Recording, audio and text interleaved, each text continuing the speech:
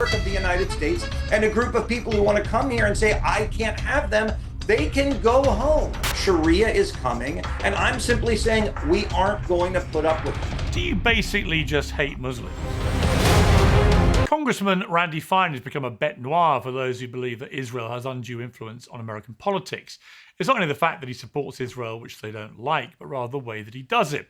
A post by the congressman on X this week stating that he chose dogs over Muslims drew a ferocious backlash from across the aisle. Gavin Newsom called him a racist slob. Megyn Kelly, the Conservative commentator, said he was a pathetic, sweaty bigot. Well, here to justify what he did is Randy Fine, the Republican congressman in Florida. Congressman, welcome back to Uncensored. Thanks, Piers. Thanks for having me. So it takes quite something to unite Gavin Newsom and Megyn Kelly. And what it was what you posted on X. You said if they force us to choose, the choice between dogs and Muslims is not a difficult one. To which I responded to you when I read that, you disgusting prick. To which you responded, Piers, what is disgusting is a major New York City Muslim leader saying we must give up our dogs because NYC is coming to Islam. We will not be shamed into being conquered like the Europeans. I choose my dog. Then you said, I know my first appearance on your show didn't go well for you, but if you want to try again, I'm happy to administer another beating, which I'm very, very pleased to see that you've decided to do that again. Me now having recovered from the first one. The comment you were responding to was by someone who's been on my show a few times, Nurdine Kiswani. She's the co-founder of the pro-Palestinian group Within Our Lifetime. She wrote this: finally, NYC is coming to Islam. Dogs definitely have a place in society, just not as indoor pets. Like we've said all along, they are unclean. She later clarified, also clearly trying to weigh in on an issue unaware of the current NYC discourse where we're collectively jokingly hating on dogs, given all the visible dog shit and the unmelted snow, laughing my ass off, followed by laughing my ass off at the Zionists frothing at the mouth at this, thinking they're doing something. It's obviously a joke. I don't care if you have a dog. I do care if your dog is shitting everywhere and you're not cleaning it. So she says she made a glib comment, which is intended as a joke. I certainly read it that way. But your response, the reason it enraged people so much, was just so brazenly bigoted. You made no attempt to even hide it. The choice between dogs and Muslims is not a difficult one. Explain what possessed you to do that. Well, thanks, Piers. First, I would sort of clarify what's actually occurred here. That woman made that comment. There was nothing funny. There was nothing sarcastic about it. It said, finally, Islam is coming to New York. Dogs are unclean, and we should not have dogs as indoor pets. No reasonable interpretation could find that funny. Several days later, after millions of people had seen it, she tried to backtrack by saying that it was a joke. Now, my response was clearly in response to that, and you left out the important part of it. I said, if they force us to choose, I don't want to choose. Mm-hmm. If Muslims want to be in the United States and they want to practice their religion and go to mosque, that's great. But if they make us choose, as this woman would like us to, between owning a dog and having our neighbors say you can't have a dog, the choice is not a difficult one, I think, for me and the overwhelming majority of Americans. I think that's simple. I don't know how in this country... That's exactly what I said. Yeah. And I don't know how in this country we reach the point where not only do we have to let people come here, but we then have to change how we live in order to make them happy. I don't agree with that, and I'm not ashamed of saying it. But you see, if only you had phrased yourself exactly how you've just phrased yourself, it wouldn't have caused half the outrage it caused, because you qualified it by saying that. Muslims who hate. Well, no. You just qualified it by saying something you didn't actually say. You said Muslims who hate dogs or whatever. You qualified it. Actually, what you tweeted, and I'll repeat the whole thing in full, if they force us to choose, the choice between dogs and Muslims is not a difficult one. As Alexandra Ocasio-Cortez said about what you said, this is genuinely one of the most disgusting statements I've ever seen issued by an American official. It should not stop shocking us that the Republican Party openly embraces this. Fines should be censored and stripped of committees. To ignore this is to accept and normalize it. Gavin Newsom California governor Yeah. said, "Resign now, You you read racist Gavin Newsom's slob." comment already, Piers. I think you've read it 3 Okay, times now. Look, okay. but Hang on, let me say this. hang on 1 second. Let me just finish my point. Ro Khanna said we must call this what it is: disgusting bigotry. Fine must be censored. It's about morality and decency, not politics. But then, crucially, as I said earlier, Megyn Kelly, who is a prominent conservative commentator, I understand. somebody you would You never have said normally. this multiple times. So hang on. No, I'm going to read her whole quote. Somebody you would never normally stand behind any of those three people said, "What I figured out, you pathetic, sweaty man, is when an idiot Muslim says no dogs in NYC, instead of attacking the person or the policy, you went full bigot. Fuck off," she said. Now, that's the truth. It's the way you phrase what you posted. Gave no equivocation. Okay, so let me ask you a question. No qualification. Let me ask you you simply said dogs against Piers, Muslims. Are you dogs. gonna, I know it's your show and I try to be respectful, but I'd like a chance to speak. What you didn't do is in my post, I immediately posted the comment that I was responding to. So the context was there and it was obvious for anyone who wanted to read it. The comment's not being made out of the blue. I'd also note, I'm not saying that Muslims or dogs are better than one or the other. I'm saying if you give me the choice where I can only have one, if you're going to tell me I have to change how I live, I choose to tell you to go home.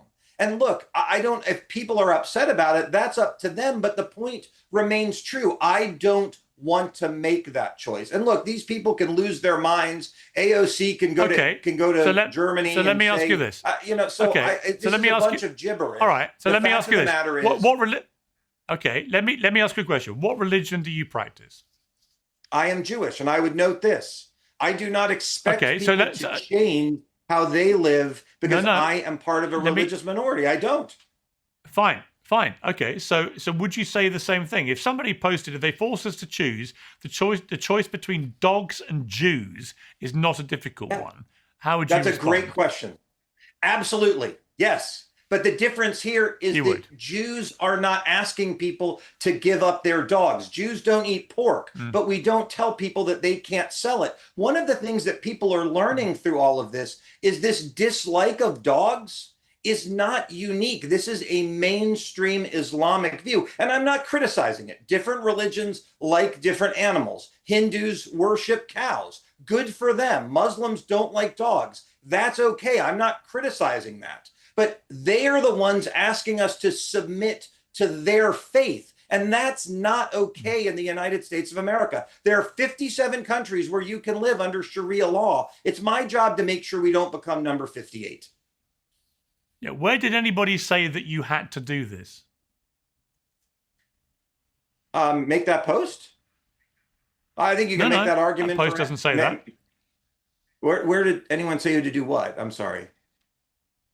Where have you got the entire Muslim population of 2 billion people saying that if the dogs all have to go? Where have I read that? Piers. In Morocco, they're shooting 3 million dogs in order to get ready for the World Cup. In Judea and Samaria, a mayor paid $5 a dog for everyone that was hunted down. The videos are out there.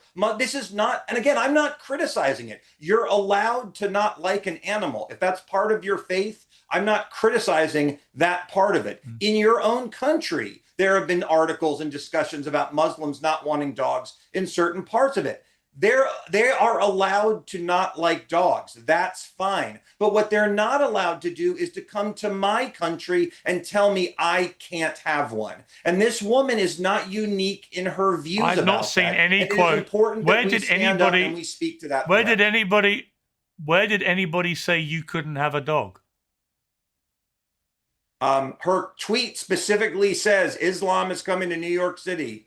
Dogs are not clean. They should not be held as indoor pets. I mean, I think it's very clear what she is saying. And again, that is not a unique sentiment from many who share that faith. So I'm just saying, come here, live your life, live in privacy, hate dogs all you want. That's okay. Just don't tell me that I can't have one. Don't tell my constituents that I can't have one. And again, if I have to choose between having dogs, which are part of the fabric of the United States, 65% of households have one, And a group of people who want to come here and say, I can't have them, they can go home. Moving to America means that you are going to assimilate into America, not that you're going to make a change for you. Yeah. Just to be clear, it was one Muslim who says she was joking, and it certainly read like a joke. No. And she didn't talk about. 2 days later. Wait a minute. She didn't. Wait a minute. She didn't talk about. She didn't talk about you or your dog or anybody else's dog, right? And yet you decide to respond by branding all 2 billion Muslims as people you would rather not have if it comes to a choice between dogs and them. Yeah. Well, what I said again is if a group of people says, we want to live in your country, but you can't own a dog, which is again what she said. Who has said that? Many said. Who said you can't own a dog? What she said. By the way, that's why 2.6 million people had seen the comment and lit her up before I said anything. My view on this is not unique. I don't have an outlandish view on this. This is what she said. And I'm simply saying I want people in my country who want to assimilate into my country that don't force it to change. And you should understand this. In your home country, you're having to make accommodations for groups of people. I saw the debate in Parliament over whether cousin marriage should be allowed. If people want to move to the West, they should agree to live by Western standards, not make us change to the ones from where they came. If they want that, they can go home. And I'm not going to apologize for that. We never thought 25 years after 9/11, we'd be hearing the call to prayer in New York City, but we are now hearing that. This is coming. Sharia is coming. And I'm simply saying we aren't going to put up with it. But anything that's practiced by Jews in New York City, which has more Jewish people living in it than any place outside of Tel Aviv, that's all fine. It's just anything I am not to do aware with the Muslim of faith. No, and of by Islam. the way, I am not aware of Jews asking non-Jews to change how they live. When I was a kid and I went to Passover and I brought matzah because I couldn't eat bread, I didn't expect the school cafeteria to give up bread for the 8 days. If I don't want to work on Shabbat, I don't expect other people to do that. As Jews, we understand what it is like to live as a minority in a Christian world, and we're okay with it. That is America. Other people who come here with their own religions need to make the same choices. They need to respect where they come from, not force that place to submit. Last week, you called for the denaturalization and deportation of New York's new Muslim mayor, Zohran Mamdani. You labeled him Jihadi Mamdani. Do you have any evidence that he is a jihadi Islamic extremist who wants to commit acts of terrorism? Yeah.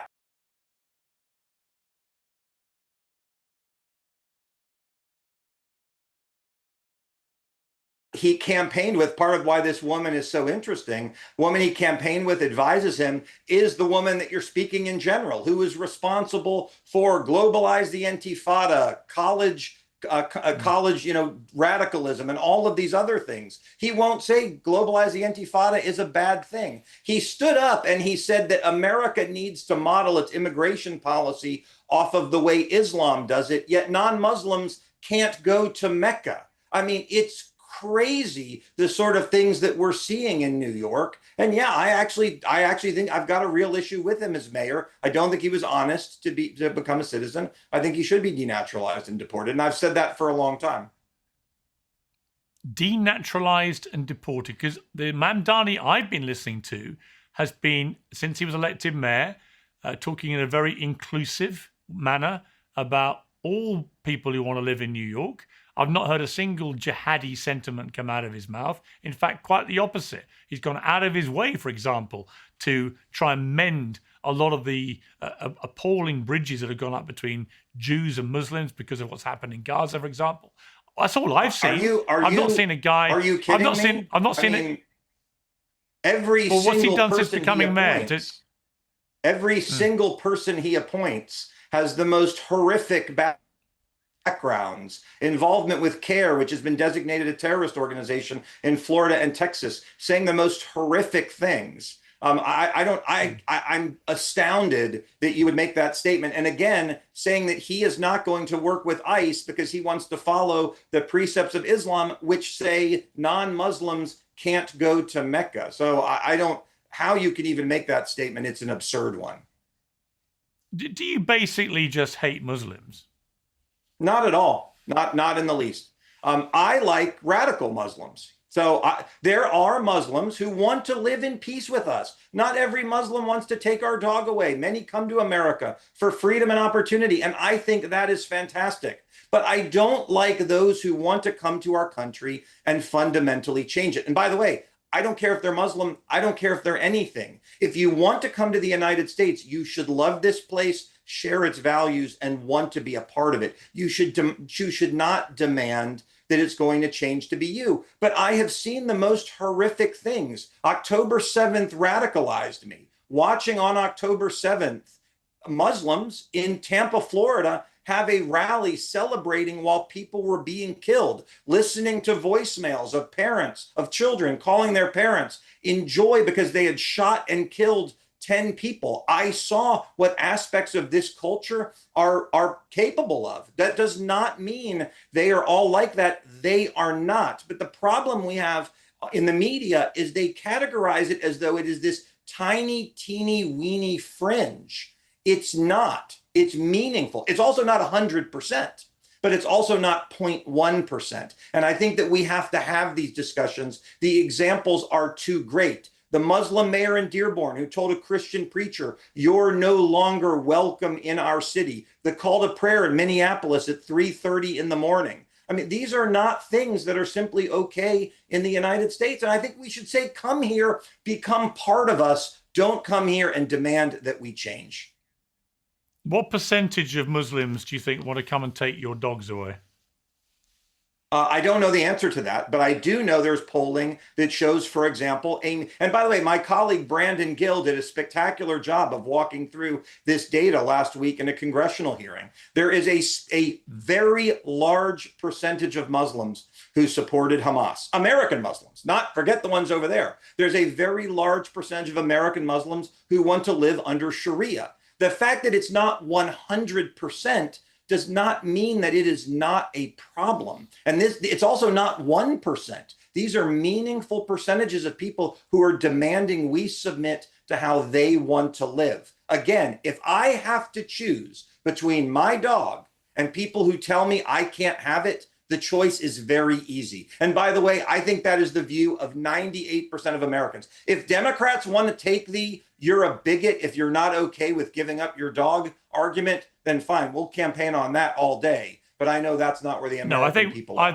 I think the reason you managed to inspire such revulsion across the aisle was because you didn't qualify that it was about Muslims who want to take away people's dogs. It just absolutely was, Piers. But hang on. You just said Muslims in their entirety, 2 billion of them. And as Nadine pointed out to you afterwards, Kristi Noem bragged about shooting her own dog. Right, you may remember the story in her memoir. She has a dog called Cricket, and I don't think it's okay. Who was apparently, well, hang on, who was untrainable and dangerous. She led the dog to a gravel pit and shot it. It wasn't a pleasant job, but it had to be done. Should she be deported? I think you're conflating two things. I don't think shooting a dog is an okay thing to do. She shot a dog. But Kristi Noem is not telling me I have to shoot my dog. That's the difference. It's not that Kristi Noem doesn't like a dog. It's not that Nardine and so many others don't like dogs. It's that they are telling me Islam is coming to New York City. You're not going to have a dog. See, all right, just to be clear, if Kristi Noem was coming to New York City, you wouldn't be worried about her shooting everybody's dog. You don't think you should get in first? Not in the least, no. And do I think she should have shot her dog? Of course I don't. But she's not saying, I demand everyone else shoot their dogs. That's what's happening. You know the difference? They're not the same. No, the difference. That's not the difference. The difference is if Kristi Noem was a Muslim, you'd want her deported. Randy Fine, thank you very much indeed for joining.